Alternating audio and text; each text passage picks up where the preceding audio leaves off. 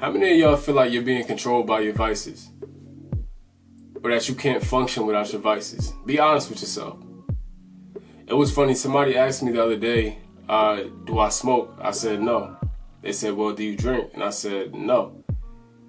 And they gave me a weird face as if to say, oh, well, everybody struggles with one of these vices. Everybody. And that's not the case. Now, do I have my own vices? Of course. But for smoking and drinking, it was never something that I did frequently, okay? Smoking, I grew up around it. I never had the intention to want to smoke. That's just how I always did what I wanted to do. So I couldn't be peer pressured into smoking because I didn't want to smoke. I would do edibles here and there from time to time. And I'm still not against that. But I just haven't done it in a long time, right? Now drinking. I didn't start drinking at all until I was 22, all right?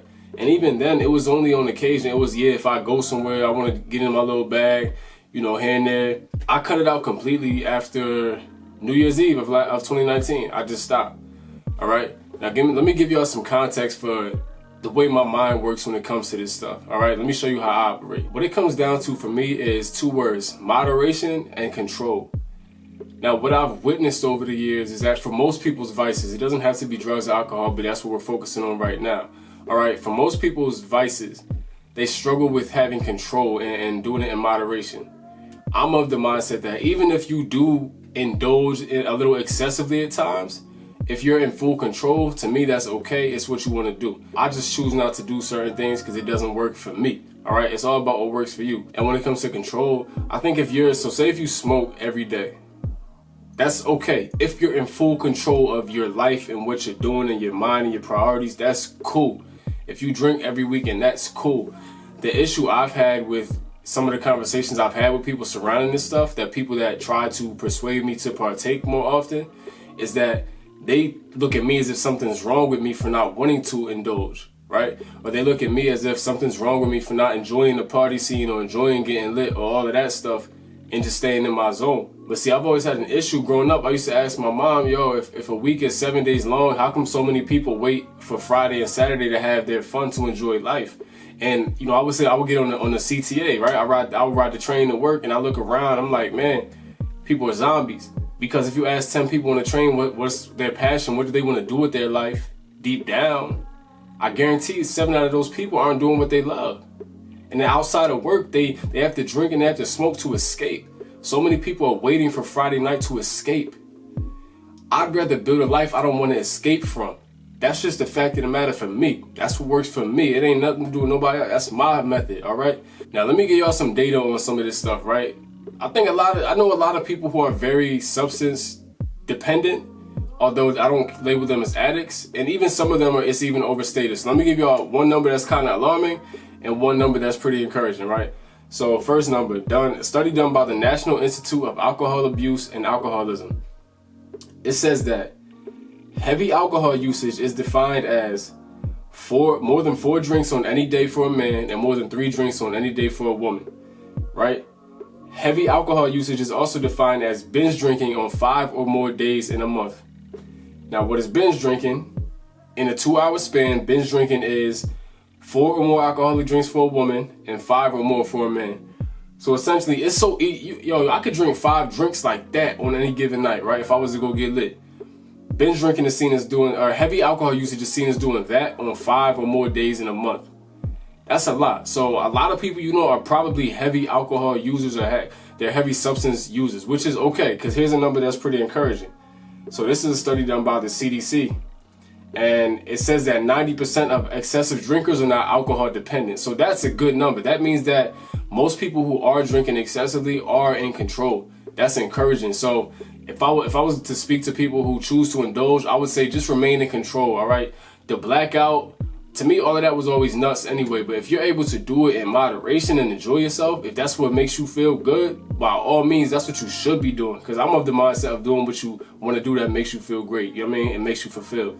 Like I said, my issue is so many people need an escape. They need to escape. They hate their lives. They're miserable. They do nothing to push them towards what they actually want or desire from the world.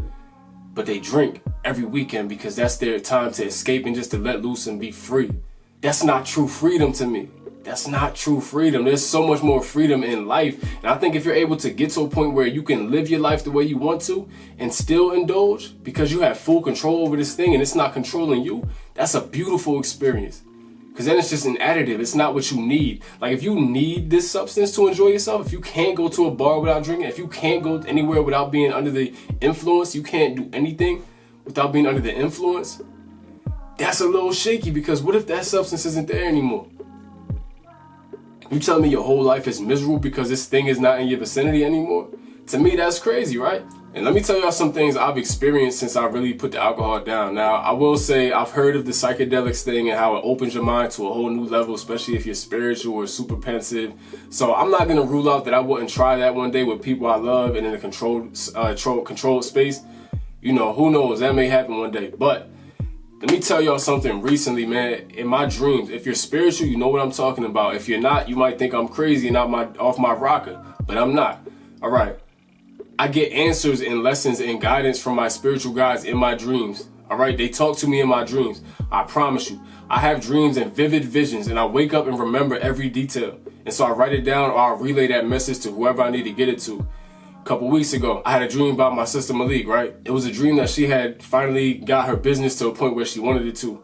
And I don't know exactly what she's working on right now, right? As soon as I woke up, I called her and I was like, yo, Malik, I don't know if you're working on a business right now, but if you are, then let's take it seriously, because it's going to happen for you in due time. If you're not, then let's get it popping, man. The guides came to me and told me that, yo, your sister got a business inside of her, bro. Same thing. I had a dream about, I was in a room somewhere with Jizza, one of the guys from Wu-Tang, right? And I was looking at a legend, man. Somebody that's one of the forefathers. Looked at him like, yo, be honest, bro. You think I'm gonna make it? And he said, yeah. And he said, I need you to continue to be a student of the game. He said, you know what? Go listen to Liquid Swords again. I said, all right. So woke up, listened to Liquid Swords. And what's funny is it wasn't even some miraculous experience, but I put on Liquid Swords and I studied it that much harder, because I knew this was coming from whatever the high power is to you. It was something telling me, yo, continue to be a student of your craft, bro. Always strive to be better. Always strive to be more in tune. Always strive to deliver these complex messages and to be a great purveyor of thought and analysis, but present it in a way that's palatable to the people who listen, so that even if it's complex, it's easy to digest and it doesn't just go over their heads and leave them lost. That's something that I take seriously. I get so many answers in my dreams. Sometimes I'll go to sleep with questions. I wake up with an answer. I write songs in my sleep, yo. I know, yo, I'm not trying to sound like some super duper savant or genius. I'm so serious. I will go to sleep and I will wake up with entire songs in my head. Now it's up to me to transcribe it onto paper or into my phone, in my notes. I promise you, this isn't just me making some stuff up. I get a lot. My mind is so much more clear, because though your mind can be clear when you're on a substance, and for a lot of people that does open their mind up, for me, my relationship with those things, it tends to reflect the fact that I'm running to escape from real life. So for me, that relationship is not necessarily a healthy one. My family has addictive personalities, so I have to be very mindful of my relationship with these things, because for me, it can be dangerous. I went through a phase last year, spring of 2019, around April. I was working a job I hated, right? I was super miserable, working a job I hated. Still trying to get the music off the ground, dealing with all this self-doubt and things like that. Yo, I was drinking a bottle of wine like 3 days a week. I hit my mom and my dad. I said, yo, I don't recognize myself. Y'all know I'm not a drinker. I don't recognize myself, yo. And what's crazy is when I drank the wine, I felt great. This the thing. I felt amazing, yo. But once I put the bottle down, I felt like straight trash. Garbaggio, man.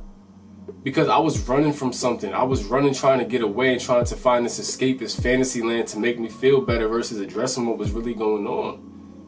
I wasn't fulfilled. I needed to find something different. You know what I'm saying? That was the truth of what I was going through, but I ran to the bottle as a coping mechanism, and it wasn't healthy.